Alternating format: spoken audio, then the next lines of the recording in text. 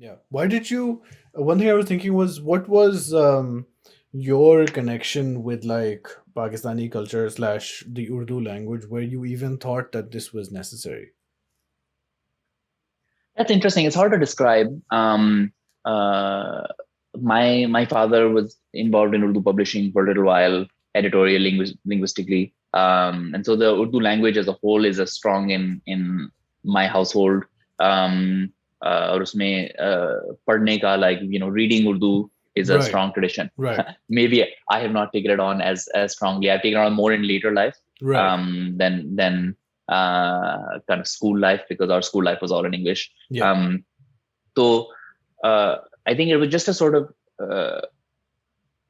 cultural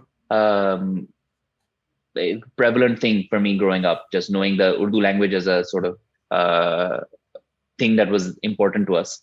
It becomes really stark when you see people from other countries, non-English speaking countries, use technology. Yeah. So for me, one of the stories I like to tell is that, in grad school, as we were thinking about what projects to do, I was working with two Spanish speaking colleagues. वो Excel इस्तेमाल कर रहे थे, and I was just helping them out with Excel.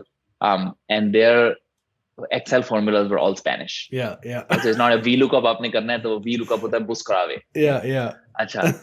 So I'm helping them trying to use their computer, and now I have to learn Spanish as well as figure out the technology. Yeah. And so like eventually you figure it out, like you have some sort of analog. And then so they were, I remember, quite struck by the fact that I was using English as my like main form of technological operation, and to them they wouldn't know why they would ever make that mistake. And so when I described what the issues were and why we didn't, to them it's unthinkable that this is even a concern in modern life.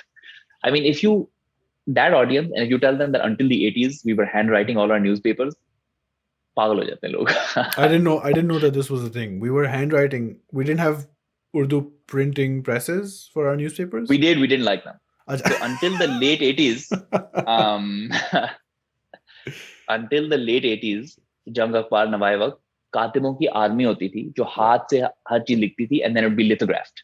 Wow. So lithography is like film projection, right? So you project it onto a thing and then it works out. So you can, but the actual underlying dummy would be handwritten until the late 80s. And then 50 से हम कोशिश कर रहे हैं कि हमें को अच्छी फॉन्ट्स मिल जाएं जिसमें हम प्रिंटिंग शुरू कर दें. पाकिस्तान बनते ही हमने गवर्नमेंट पाकिस्तान प्रिंटिंग प्रेस खड़ा किया. हमने कहा फॉन्ट्स बनवानी. फॉन्ट्स बनाई, हमने कहा इतनी हमें अच्छी लगी. And so then we continued handwriting it for the longest time because we were attached to our calligraphic tradition, and most of the fonts were pretty bad in a different sense.